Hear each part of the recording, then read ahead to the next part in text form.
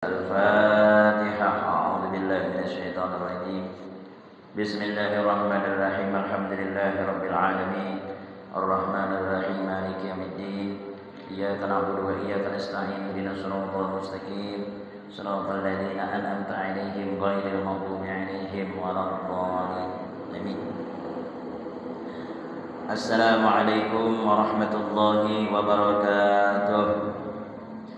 Alhamdulillah Rabbil Alamin. Wassalatu wassalamu ala ashrafil anbiya'i wal mursalin Sayyidina wa maulana Muhammadin wa ala alihi wa sahbihi ajma'in.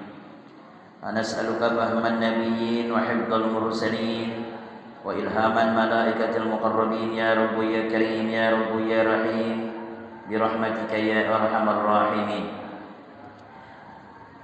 Qala al-mu'allif rahimahullahu ta'ala wa nafa'ana bihi wa bi'ulumihi wa bi'ulumikum fid dharain amin. Amma ba'du.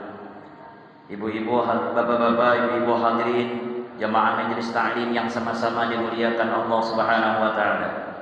Lagi dan lagi kita bersyukur kepada Allah atas segala nikmat yang Allah berikan kepada kita. Baik itu nikmat iman, nikmatul Islam, taufik dan hidayah, nikmat sehat Allah berikan kepada kita pada saat ini, dan sangat bersyukur kepada Allah. Allah masih memberikan nikmat taufik dan hidayah di dalam hati kita sehingga kita bisa melangkahkan kaki, mengayunkan tangan menuju tempat yang penuh dengan keberkahan, dengan niatan dan tujuan yang sama untuk menuntut ilmu agama, untuk bekal kita di dunia dan di akhirat, dan untuk menyempurnakan amal ibadah kita. Mudah-mudahan niat kita semata-mata untuk menuntut ilmu agama ini tidaklah pulang dari tempat yang mulia ini, melainkan dosa-dosa dan kesalahan kita diampuni oleh Allah Subhanahu wa taala. Amin. Allahumma amin ya rabbal alamin. Bapak Ibu hadirin jamaah salat maghrib yang sama-sama dimuliakan Allah Subhanahu wa taala. Kembali daripada mudzakarah kita yang lalu,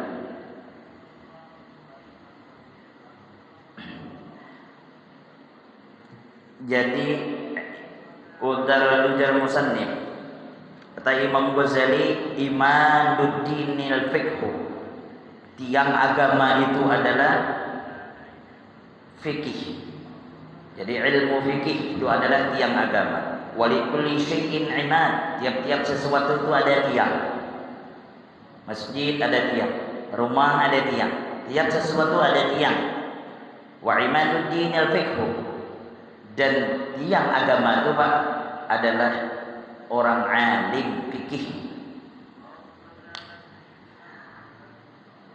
Jadi orang alim ini wanaqu alimi li nafsihi wa li ghairihi. Orang alim itu bisa memberikan manfaat kepada dirinya sendiri dan orang lain. Itu orang alim. Dengan sebab di kampung kita ada orang berilmu, ia bisa menyebarkan ilmu agama, melajari kita pun tatkala ada bekal ilmu walaupun sedikit bisa memberi manfaat kepada orang lain. Kata bermanfaat di orang lain, bermanfaat sekurang-kurangnya dengan keluarga kita, bini dan anak kita. Lalu tidak ditentukan bahwa orang berilmu aja yang harus memberikan manfaat kepada orang lain. Kita pun ambil ilmu walaupun sedikit bisa memberi manfaat kepada keluarga.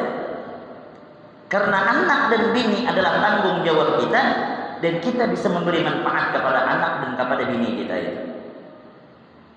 Dengan sebab kita menuntut, dengan sebab kita hadir ke majelis, ada ilmu walaupun kada banyak, bisa kita sampaikan dengan bini kita, bisa kita sampaikan dengan anak kita.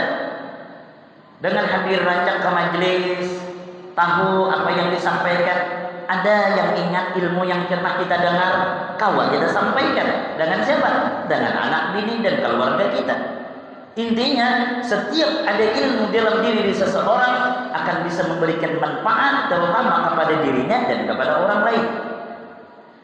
Andai kata kita bisa memberikan manfaat kepada orang lain, tentunya bermanfaat dengan diri kita sendiri. Kenapa? Sebab ilmu ibadah kita bisa sempurna, kita paham ilmu fikih, kita tahu masalah sembahyang, pembatal sembahyang, yang menghilangkan pahala, kita paham, mengerti, itulah bermanfaat kepada diri kita sendiri. Sekurang-kurangnya bermanfaat kepada diri kita dan memberi manfaat kepada orang lain. Nah, kita pun mengkawan bermanfaat bagi orang lain. Khairun nas anfa'uhum linnas. Sepaling baik manusia itu yang bisa memberikan manfaat kepada orang lain. Sekurang-kurangnya kalau kita kada bisa memberikan manfaat kepada orang lain, sekurang-kurangnya kita kada bisa memberi manfaat kepada orang lain, sekurang-kurangnya tidak menjadikan diri kita ini beban orang lain. Kita ini sudah kada bisa memberi manfaat nih kepada orang lain, setidaknya kita jangan sampai mengulah mudarat di tengah-tengah orang lain. Itu aja. Misalnya nuntut ilmu kada mau juga, nyumbang kada mau juga, pokoknya kada lalu. Sekurang-kurangnya jangan memusuhi kepada orang yang menyebarkan atau kepada orang yang menghidupkan agama Allah. Ini ada orang itu, jangankan memberi manfaat, malah menjadi penghalang untuk orang syiar agama. Syiar agama itu apa, Guru? Macam-macam, orang bacaan nggak ada masjid, syiar agama. Hadir kada, tulang kada, nyambat. Nah, ini bahayanya. Nah, apalagi syiar agama untuk kemaslahatan umat. Acara misalnya hari besar, amun kada kawa nyumbang, amun kada kawa hadir, stop, muntung, jangan nyambat. Hati barang cenderung cinta dan mendukung apa yang telah dilakukan oleh orang-orang di sekitar untuk agama Allah. Cuma kebanyakan kadang sebahagian, ya, mudah-mudahan kita berlindung daripada yang demikian itu. Ada sebagian manusia itu yang asal ada kebaikan selalu jadi penghalang. Dan ia kada sadar bahwa dia itu adalah menghalangi orang untuk mensyiarkan agama. Ada orang seperti itu. Naudzubillah. Dan ia kada sadar. Dan ia merasa benar dan ia merasa bujur. Siapa orang seperti ini? Orang yang hatinya penuh dengan sifat sombong. Itu bahayanya Pak, penyakit kibir ini. Jadi kalau penyakit sombong ini, tatkala sesuatu orang itu rapat dan orang itu musyawarah dan orang sudah sepakat dengan keputusan orang banyak dan ia memberi masukan dan masukannya itu kada dipakai orang, maka disitulah inya akan menjadi beban bagi dirinya dan inya akan menjadikan dirinya itu beban kepada orang lain. Macam-macam tuh. Kenapa? Karena pendapatnya tadi kada dipakai. Lalu maraju Tuhan. Nah, maraju Tuhan ngali maraju kekanakan kau aja diberi gula batu ya pagi lah. Diberi es krim. Maraju Tuhan ini. Ah, bahayanya bukan sekadar maraju. Bahayanya bukan sekadar maraju, tetapi ingin berpikir untuk menghalangi orang tadi berbuat dalam kebaikan. Ini celakanya. Itu bahayanya penyakit. Makanya orang sombong itu la yakdiru ala tarkil godok. Pertama, orang sombong kada kawa menghilangkan sifat marah. Jadi kalau orang sombong itu pasti penyarikan, identik sudah. Jadi orang sombong tuh satu penyarikan, dua penyinggungan. Nah, selamat nih. Kalau ada penyakit dua ini ngalih diurus. Hendak dipakai di orang kada masuk di orang banyak, hendak kada dipakai sidin sari. Nah, ada kalau selesai sedikit tersinggung, ya kan? Itu kada bisa memberi manfaat kepada orang lain. Kita nilai walaupun Tuhan, kalau sudah hasil keputusan orang banyak itu ini, sudahlah. Hati ini berbesar hati aja sudah, ya sudah. Lalu apa yang kita lakukan? Kita membantu orang kada kawa juga, sudah hati berdoalah. Mudahan lancar untuk syiar agama Allah. Sudah selesai. Cuma mengembalikan nangka itu kada kegampangan. Itulah manusia. Nah, jadi orang yang alim tadi bisa memberi manfaat kepada orang lain. Lihat orang-orang yang terdahulu. Lihat orang-orang yang terdahulu kayak Imam Ghazali, berapa ratus kitab, berapa ribu kitab yang dikarang, yang dibaca sampai saat ini, termasuk kitab yang kita baca ini karangan daripada Imam Ghazali. Apa itu tidak bermanfaat? Bermanfaat, ya kan? Bermanfaat. Nah, Wa naqul jahil, adapun bermanfaatnya orang yang jahil, orang yang tanpa ada ilmu nih. Jersidin. Inna fa'a faqat li nafsihi. Jikalau bermanfaat orang yang jahil itu hanya memberikan manfaat kepada dirinya sendiri saja. Tidak bisa memberi manfaat kepada orang lain. Kenapa? Karena ia jahil. Fa kaifa yanfa'u li ghairihi. Jadi cara Imam Ghazali, bagaimana ia bisa memberi manfaat kepada orang lain sedangkan dirinya jahil. Sedikit pun kada ada ilmu agama.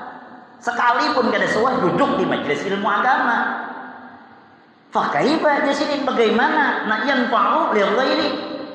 Kayak apa ya hendak memberi manfaat kepada orang lain, sidin ya kada tahu apa yang diberi manfaatnya. Kan? Lalu sidin walaysa 'ala syaitani syai'un ashaddu minal 'alim yatakallamu bil ilmi wa yasqutu bihi. Tidak ada atas syaitan sesuatu yang lebih ditakuti oleh syaitan daripada orang alim yang berbicara orang alim tersebut bil ilmi dengan ilmu wa yasqutu bihi, dan diamnya pun dengan ilmu. Jadi orang alim itu ditakuti syaitan yang ia berbicara dengan ilmu, diam orang alim pun dengan ilmu. Kayak apa jar guru maksudnya? Kalau orang alim berbicara mengajar kita paham yang disampaikan ilmu. Lah terus orang alim berdiam kok bisa dengan ilmu? Lihati adabnya. Adab orang alim itu ilmu, gerak-gerik orang alim itu ilmu. Kenapa? Gerak-geriknya tidak lain ittiba kepada baginda Nabi Muhammad SAW. Diamnya pun ilmu bagi kita untuk mencontoh orang tersebut. Ya kan? Kayak apa minum orang alim, kayak apa cara makannya orang alim. Padahal ia tidak berpandir, ia tidak berkata-kata, tetapi tindak tanduknya itu adalah ilmu. Kayak apa menghadapi tamu, kayak apa inya tatkala tamu sudah bulik, kayak apa inya bergaul di masyarakat, kayak apa inya bergaul di kelompok perkumpulan, selalu dengan ilmu terus yang dipakainya. Nah itu orang alim. Kita bisa mengambil iktibar, bisa mengambil pelajaran meskipun diamnya orang alim tersebut. Jadi syaitan itu bukan takutan dengan bacaan orang alim aja, diamnya orang alim pun takutan. Kenapa? Diamnya pun dengan ilmu. Beda kita nak. Yang jahil nih, bapandir kena kada ada ilmunya, diamnya kada ilmu juga. Ya kan? Yang dicontohnya siapa? Ini belajar kada suah nih. Belajar adab kada sewa, akhlak kada tahu. Kayak apa yang dicontohkan oleh Nabi Muhammad kada paham. Jadi tidak ada memberikan manfaat sama sekali gitu. Alangkah beruntung kita yang kalau ditakdirkan Allah duduk di majelis ini dia. Mudah-mudahan Allah beri istiqomah hadir ke majelis ta'lim sampai akhir hayat kita ini. Amin. Allahumma amin ya rabbal alamin. Walaupun saat ini kita berpikir pakai apa aku nih? Bayar mendengar aja. Keberkahan ilmu yang pernah kita dengar akan muncul ke Nabi. Ima masa tua kita, ima masa di hadapan sakaratul maut, keberkahan ilmu ini akan datang. Nah, mudah-mudahan dengan sebab keberkahan ilmu ini, mudahan akhir hayat kita husnul khatimah. Amin. Allahumma amin ya rabbal alamin. Nah, kemudian ya sidin, hada mangkulun an Ibrahim bin Adham. Ini diambil perkataan daripada seorang ulama sufi, yaitu adalah Ibrahim bin Adham. Qala beli semagal, kemudian berkata, wa qala iblis la'anahullah. Iblis pernah berkata, la sakutuhu asyaddu min kalamihi. Diamnya orang alim lebih kutakuti daripada ucapannya orang jahil. Ini orang alim berdiam aja, aku takutan aja setan. Ini orang jahil, pandir aku takutan gitu. Kenapa? Pandirannya tadi tanpa ada ilmu sedikit pun. Ya, adalah orang kayak itu gurunya ada. Yang pandirannya tadi mengarah jauh, mengarah jauh. Kisah tasawuf. Lalu lagi mondok tuh lagi santri minum teh di pinggir banyu di pelabuhan. Ada orang Tuhan sudah sini. Kamu sekolah sekolah mondok aja mondok. Aku nak petakun bang ya, wah aku nasi dene. Pintu taubat tuh di mana? Kalau tahu kayaknya orang pintu masjid tahu mana awak tahu? Tanya nyarah aja soal kan. Jadi setelah panggil Residin panjang lebar masalah ini. Nah, setelah Residin ampe makan wadai 2 biji, minum banyu, habis itu boleh. Nah, pemasannya ya pulang. Mun kawa Residin carilah pintu tobat itu penting. Nah, itu aku berdua Residin. Nah, tolong teh dan banyu kau tadi bayarilah Residin. Ya Allah mati kau nih. Jadi ucapan orang yang seperti itu tidak sesuai dengan amal ibadah atau tidak sesuai dengan syariatnya. Keasikan masalah ilmu ketuhanan ya sembahyang ada. Oh. Apa ya? Belum lagi nya bayar menyembah. Kada kenal yang disembah, berarti ikan menyembah dinding. Wah, Arab bang pandir. Si jin bang kada menyembah lagu. Wah, jadi kembali kepada tadi. Jadi syaitan itu lebih takut kepada orang alim yang berdiam ketimbang orang yang berilmu walaupun ianya ketimbang kepada orang yang jahil walaupun ianya sedang berkata-kata. Kemudian al-farqu bainal 'alimi wal 'abidi. Perbedaan antara orang berilmu dan orang yang abid. Abid ini beribadah rajin tapi kada berilmu. Ibadahnya rajin tapi kada berilmu.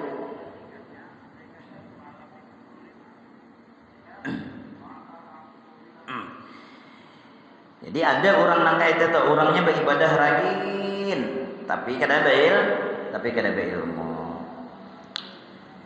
Wa qala alaihi salatu wassalam, Nabi kita Muhammad sallallahu alaihi wasallam bersabda,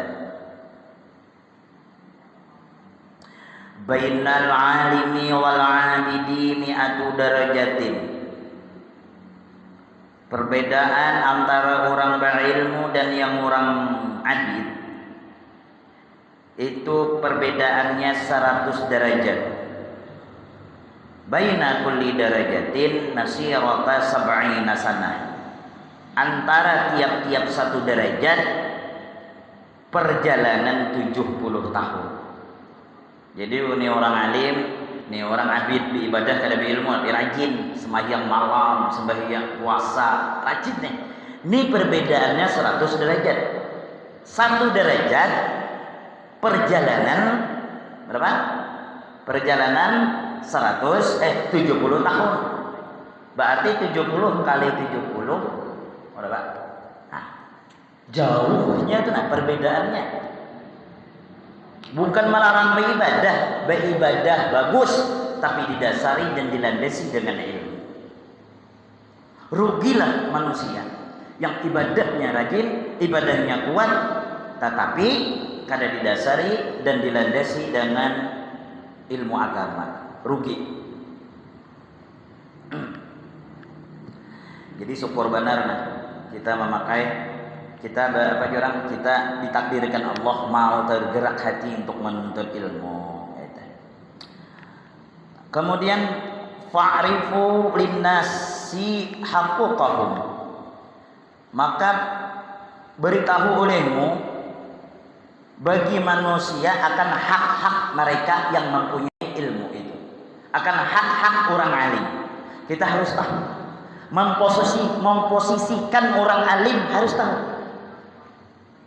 Ini akhir zaman ini orang ada tapi lagi dan orang alim sama aja. Anak guru kita sama manusia. Adanya sama bang. Bujur manusia sama aja pada manusia, ya kan? Bujur Cuma yang ada sama Pak, orang alim. Anziluhumul majalis. Didudukkan mereka di majlis-majlis. Harus bisa meletakkan tempat mereka orang alim. Wa qaddimuhum ala anfusikum. Dahulukan mereka atas diri kita. Apa aja? Ayah guru pian dulu. Dahulukan mereka. Itu tanda mentakzimkan ilmu yang ada di dalam orang alim tersebut. Ayah guru pian dulu guru lah. Ya. Walaupun kita ini Tuhan, tapi orang alim pulang pastinya memuliakan orang yang Tuhan itu pula. Lalu terjadilah yang satu memuliakan, yang satu memuliakan. Bagus dilihat. Kadida yang istilah, aku ini walaupun muda, aku ini alim. Kada bagus juga. Datang pulang, biar ikam alim, aku Tuhan. Hah? Kalau orang yang Tuhan tadi berilmu juga, paham? Guru pian, pian Tuhan, pian aja. Kada, aku ini Tuhan, tapi ikam berilmu aja ikam. Bu, nyaman tak? Ya kan? Nyaman. Nah, jadi dahulukan mereka atas diri kalian. Fa innahum muqaddamuna indallahi ta'ala. Sesungguhnya mereka ulama orang berilmu itu sangat dimuliakan, sangat dimukakan di sisi Allah Subhanahu wa taala. Ya. Ini berilmu, punya orang alim. Kita melihat orang alim itu berhusnuzon. Oh, aku ni kada tapi alim. Si dini berilmu.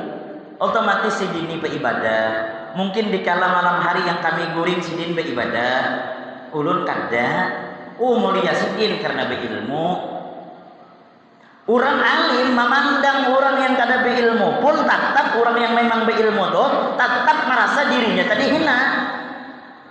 Oh, aku orang alim, aku dipanggil guru, aku menyampaikan ilmu, tentu tanggung jawabku lebih besar daripada orang yang kada mendengar, orang yang mendengar.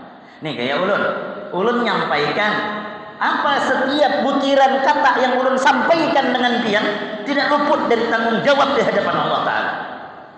Pian yang mendengar tidak ada tanggung jawab. Nangar aja. Kami kada tahu aja. Tadi keramputi guru tuh kami aja. Kan sudah tanggung jawab. Tapi apa yang ulun sampaikan ini biar luar biasa. Bahkan diancam orang alim yang menyampaikan ilmunya dan inya kada mengamalkannya, maka ia terdahulu ya masuki api neraka jahanam. Ayo biar ada muda-muda tanggung jawab orang yang menyebarkan ilmu agama ada muda-muda. Nah, kembali kepada tadi, karena orang-orang alim itu sangat dimuliakan di sisi Allah Subhanahu wa taala. Innahum laisu kamitslikum. Bahwasanya mereka orang alim tidak seumpama kita, tidak sama dengan kita, beda. Bukannya diada-ada. Allah mengatakan dalam Al-Quran, qala Allah Ta'ala, qul hal yastawi alladhina ya'lamun walladhina la ya'lamun. Katakan olehmu, kata Allah, ya Muhammad, apakah sama orang-orang yang mengetahui, orang-orang yang berilmu dan orang-orang yang tidak berilmu? Jelas jawabannya kada sama. Kaifa yastawi? Bagaimana hendak sama? Sidin antara orang berilmu dan kada berilmu itu. Fa inna man amila bihasanatin, maka sesungguhnya orang yang beramal, seseorang yang beramal bihasanatin dengan satu kebaikan atau dengan kebaikan, wa huwa ghairu alim, padahal orang yang beramal tadi tanpa ilmu, maka fal wahidu bi asratin, maka satu dibalas 10 aja. Orang yang beramal tanpa didasari dengan ilmu tadi, satu dibalas 10 saja. Wa in kana aliman, nah, dan jika adalah yang orang beramal itu adalah orang alim, dhu'ifa bi khamsina ila khamsimi'ati alfin, dilipat gandakan amalan orang yang berilmu dari 50 sampai kepada 500.000. Ada sama. Yang jahil tadi beramal, tapi dibalas 1, balas 10 aja.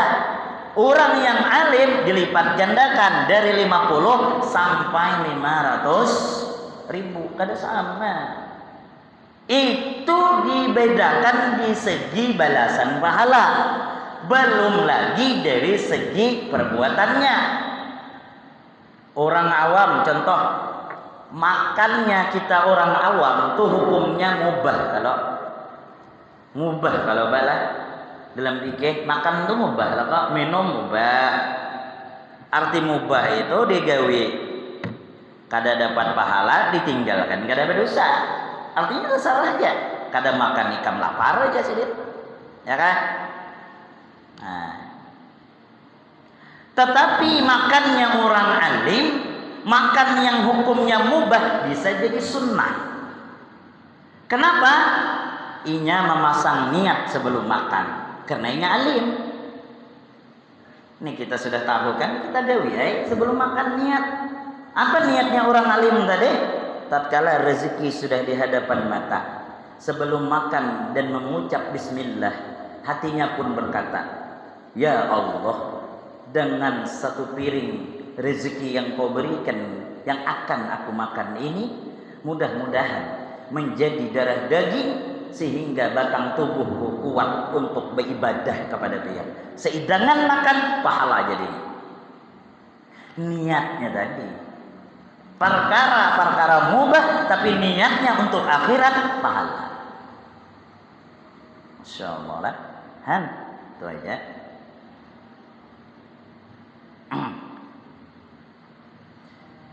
Untungnya lah. Jadi alangkah beruntungnya kita nih. Allah takdirkan untuk menuntut ilmu agama yang kada semua orang Allah kehendaki, itu aja.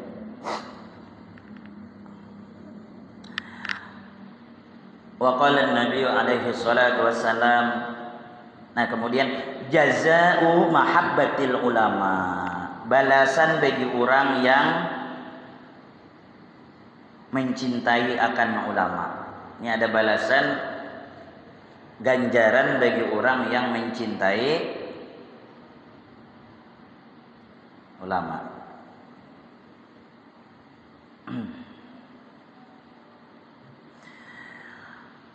Qala fil minhaj. Jadi dia Nabi Allah Subhanahu wa taala kena menghisab akan seorang hamba. Setelah dihitung amalnya itu banyak amal kejahatan daripada kebaikan. Fayamuru bihi ilan nar. Maka Allah perintahkan orang yang banyak dosa tadi ke neraka. Iya kan, ke neraka.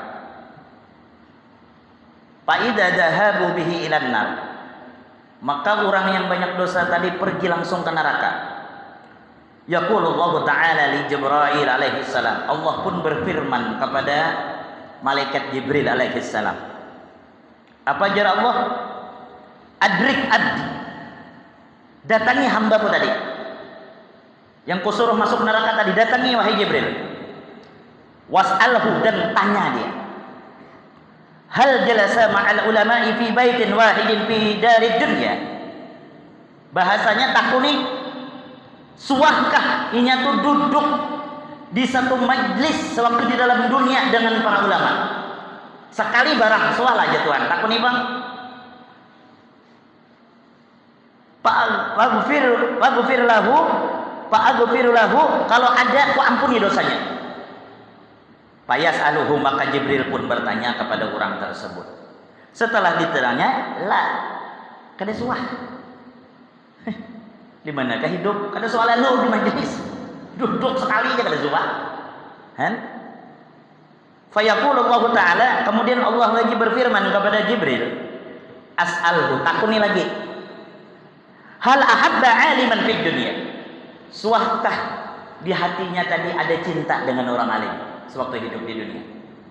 Fayaqulu, ditakuni, la, tadi dia juga. Jangan cinta kenal gin kan dengan guru-guru. La ilaha illallah. Kemudian Allah pun berfirman pula, as'alahu takuni lagi. Hal lahu sadiqun yuhibbul ulama? Hal lahu sadiqun yuhibbul ulama? Adakah inya diisi kawan yang kawannya tuh cinta dengan ulama? Kadang inya ada kawannya, ada diisi kawan. Amunnya ada jar Tuhan faghfiru lahu, wa ampuni dosanya. Ayas aduhu, maka Jibril menakuni. Adakah ada ikam sewaktu dalam dunia diisi kawan yang kawan kamu ketujuh dengan orang alim? Lalu seorang hamba tadi menjawab, bala, inggih ada. Ada wahai Sayyidina Jibril, aku diisi kawan-kawan kutu rajin ke pengajian. Hadir malam Kamis di Nurul Qalbi. Tapi aku kada suah datang, tapi aku kawan aja. aku kawan aja. Rancak kayak dibawanya, tapi aku kulir aja. Rancak kayak dibawanya majelis aja, ikam aja aja. Aku jawab aku pulang, majelis belum tentu juga masuk surga walai aja. Nah, yang majelis dia belum tentu, apalagi yang gak ada majelis kan. Suah aja aku bisik kawan. Yang tadi itu tambahan ulun aja lah, supaya rame narai. Cuma kurang lebih kayak itulah. Ada yang aku diisi kawan ya bala tinggi ada aja lah. Wahai Jibril, ulun diisi kawan ada. Lalu siapa? Fulanun li. Nih si ini kawanku, sadiqun. Itu adalah kawanku, wa huwa yajlisu ma'al ulama. Bahwa inya suka duduk di majelis ulama kawanku tuh. Wa yuhibbuhum, dan inya cinta benar dengan orang-orang soleh. Cinta benar dengan orang alim kawan. Mengandalkan kawan aja. Maka di sinilah kawan tadi bisa memberi syafaat. Maka dari itu banyaklah berkawan dengan orang yang soleh, berkawan dengan orang yang membawa kita dalam kebaikan. Jadi Imam Syafi'i apa? Kalau di akhir zaman kita berisi kawan yang selalu mengingatkan kita tentang sembahyang, mengingatkan kita tentang majelis, mengingatkan kita dalam kebaikan, maka kau peganglah sampai mati jadi. Kenapa? Karena jarang ditemukan di akhir zaman kawan yang senantiasa mengingatkan kita dalam kebaikan. Ya kan? Berisi kawan aja. Lalu fayaqulullahu ta'ala, Allah pun berfirman, ghafartu laka lidzalika, ku ampuni dosanya Jibril atas yang demikian itu, karena diisi kawannya tadi cinta dengan ulama. Jangan juga salah paham. Angga itu aja kami sekenang ada turun murwai. Ada aja kawanku Pak Samsika aja hadir aja.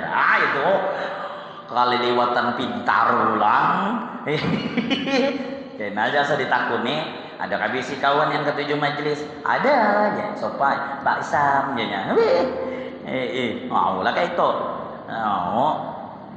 Dari 1000 orang belum tentu mendapatkan rahmat Allah dan kayak itu. Artinya kayak ini paham ya? Kita tidak tahu amalan yang mana yang membawa kita ke surga. Kadang mesti sembahyang itu belum tentu. Karena semua orang kada sama sesuai dengan takdir. Makanya jangan kau iri, jangan kau entengkan kebaikan walaupun sekecil debu. Karena kita tidak tahu di mana rahmat Allah. Kan banyak orang masuk surga gara-gara memberikan air minum kepada anjing yang kelaparan, yang kehausan. Seorang perempuan pelacur di tengah gurun Sahara membawa tempat minum, hanya cukup dia minum. Tapi pas dia melihat anjing sudah kada berdaya kehausan, itu air diberikan kepada anjing itu hidup, dia mati, dan mati ini orang tadi masuk surga. Kenapa? Kasih sayang dengan seekor anjing. Ada orang masuk surga hanya lantaran membuang duri di jalan aja. Jadi kita tidak tahu amalan mana kebaikan yang menghantarkan kita ke surga. Dan jangan meremehkan maksiat, karena kita tidak tahu maksiat mana yang mendorong kita masuk ke dalam neraka. Banyak dalam kitab orang soleh beribadah pas berjalan, namanya di kampung, orang kan masak pakai kayu api. Jadi ada kayu api orang di tongkaran, tahu tongkaran? bahasa kami Solong tuh tungkaran tuh kayak halaman rumah. Orang bahari-bahari itu kan mau kayu api bertumpuk menjamur kayu api. Jadi orang pak ibadah tadi kesulitan gigi, ambillah kayu api tadi pakai mengorek gigi, bukan sebatangan, sehimpir yang halus itu hanya membuang sesuatu yang ada menempel di giginya. Ibadahnya rajin, pas mati tak halang masuk surga. Kenapa? Mencari hendak membulikan himpiran kayu api tadi kepada orang. Orang habis sudah ke surga, ini aja masih mana mencari orang ampun kayu api karena mau ambil kada diizin. Ya kan? Makanya orang baharilah apik benar. Kisah abahnya guru sekumpul ya, Abdul Ghani. Ada mau makan nih di warung misalnya ada piring. Si Din tuh kepada piringnya injam akulah. Padahal mau makannya tadi kan nyunyuk orang piring, cuman di situ apik si Din tuh. Piring orang mana? Piringnya ini aku injam lu lagi. Menjaga benar tuh. Nah kita kada tahu perbuatan mana yang memasukkan kita ke neraka. Boleh jadi perbuatan yang kita anggap sepele itu bisa menghalang kita masuk surga. Ya. Jadi mencintai orang alim itu baik, mencintai orang alim itu bagus karena ilmu yang ada di dalam dirinya adalah warisan dari Nabi kita Muhammad sallallahu alaihi wasallam. Kemudian al-jahilu amwatun qabla mautihim.